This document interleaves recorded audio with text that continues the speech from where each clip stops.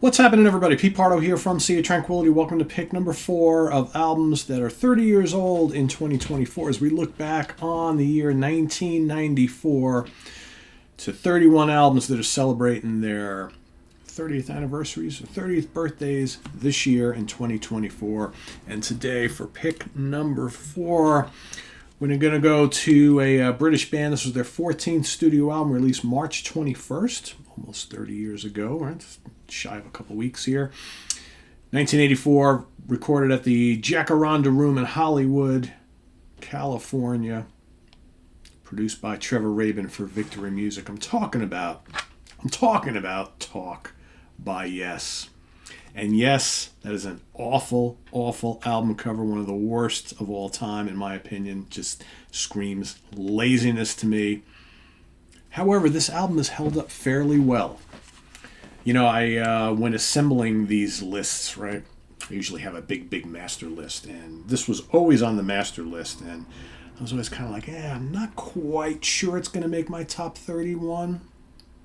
I know it's like up there, but maybe not top 31. But then I went and re-listened to Talk, and I hadn't heard this in its entirety in a while. And you know what? This album holds up pretty well.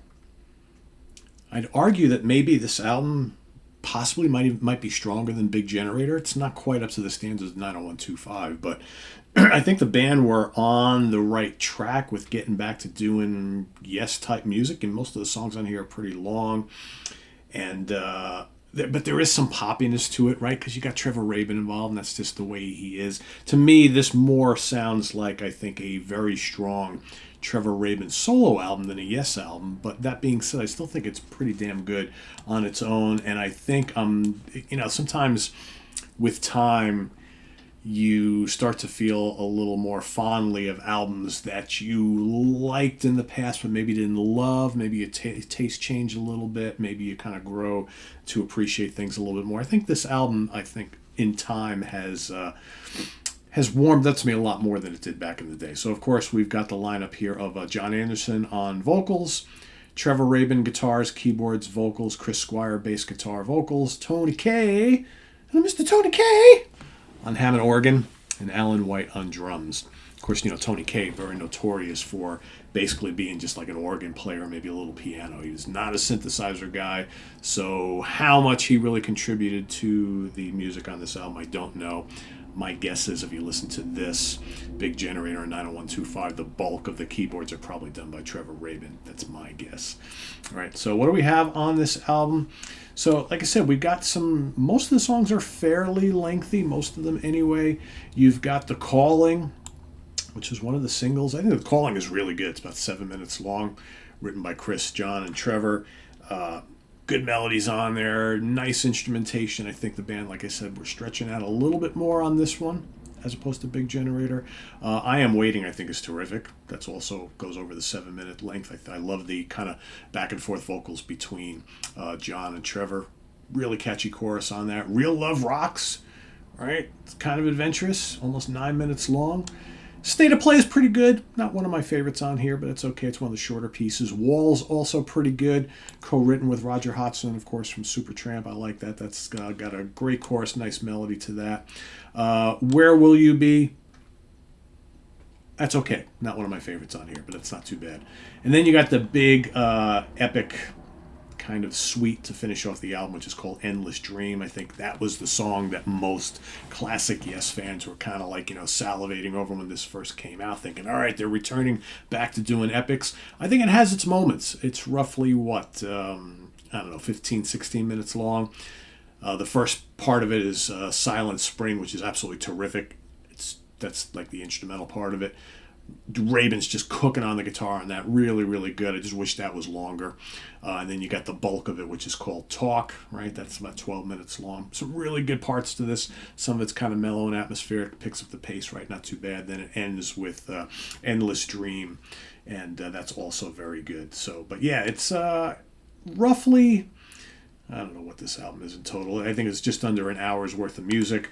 And I think it's strong. Is it a Yes classic? No. But I think as kind of like the last gasp from this band before Rabin and Kaye left, And Yes is once again in disarray. I think it's pretty good, right? It's a pretty damn good album. And of course, on the tour, they would take out Billy Sherwood with them, and he would on second guitar and keyboards, and he would then, once Trevor Rabin and Tony Kaye left, he would kind of fill the void with both of those guys going forward on albums like Close, Open Your Eyes, and so on and so forth, right? And he's still a member of the band to this day. So, yeah, that's the album. Let's look at the charts. Canada, number 47. Dutch charts, number 47. Finland, 31. Germany, 45. Japan, 17. Scotland, 31. Stephen and Davey probably bought 2 of those copies. Sweden, number 31. Swiss charts, number 29. UK charts, number 20. And the Billboard charts. This one was not as big a seller as the 3 previous albums, right? 90125, Union, and the other album I mentioned before. So, yeah, number 33. Still not too bad, though. And I don't believe that we had any certifications on here. That's a big generator. That's the title I'm missing to throw out there. And as far as like singles, let's see what we got. The Calling was released in March of 1994, and I believe I'll be waiting also. And The Calling's got a really cool kind of arena rock riff, which I always kind of dug, right? Pretty cool songs. Anyway, that's my pick for today. Talk by Yes. Let us know what you think of this down in the comments below, as well as your pick for today. Pick number 4 as we work our way through the month of March. Lots to come. Stay tuned tomorrow for another one. What do we got coming up here on the channel? Hudson Valley Squares. Tonight, we take a look back at the great record label, Metal Blade Records, so influential. We're all going to be picking out our 3 favorite releases that ever came out on Metal Blade Records. We'll talk a little bit about the history and so on and so forth. That's coming up tonight. We've also got Phil Aston's coming back on the channel. He and I are going to be doing our monthly episode of Songs That Define a Guitarist, so stay tuned for that as well. It should be loads of fun. We've got new reviews coming up this Wednesday.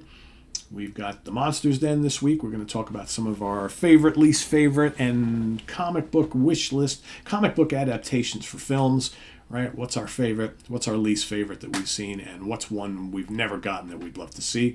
That's coming up. We got Friday morning at the Funhouse with Martin Popoff and myself. We'll be kind of taking a look at the Rock and Roll Hall of Fame nominations list for this year. And then we've got the UK Connection on Saturday.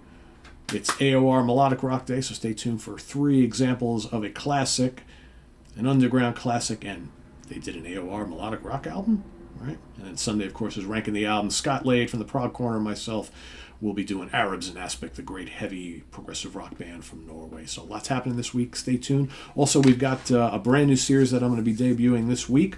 I'll be running sporadic episodes over the next couple of months, weeks and months. Basically, our 10 must-hear albums for a newbie for specific genres. Right? So we're going to be taking a look at genres like heavy metal and progressive rock and fusion and classic rock and thrash metal and death metal and black metal and straight up jazz and all sorts of stuff. And I'll be talking about, if you are a newbie to any of these genres, these are the 10 albums you must own. Not necessarily my favorites, but the ones that should be part of those first 10 that you get, right? So kind of like a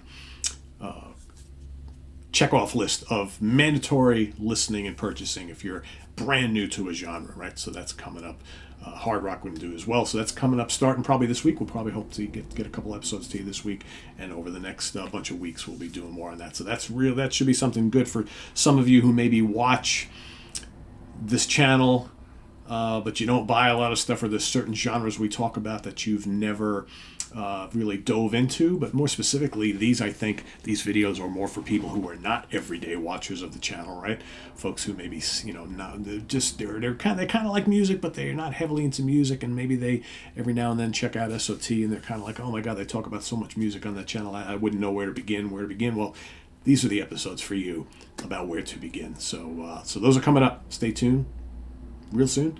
Visit us on the web at www.seatranquility.org. We're on Facebook, we're on YouTube all together all the damn time. Please subscribe if you haven't already and click on that notification bell so you get alert of all of our content as it posts. And please do hit the like button before you leave. Also down below, we got the links to our Ko-Fi page for channel donations, our merch page, and our Cameo page. Thank you in advance for all your support there. And we'll see you soon here with more stuff. I'm Pete Pardo. Have a good one.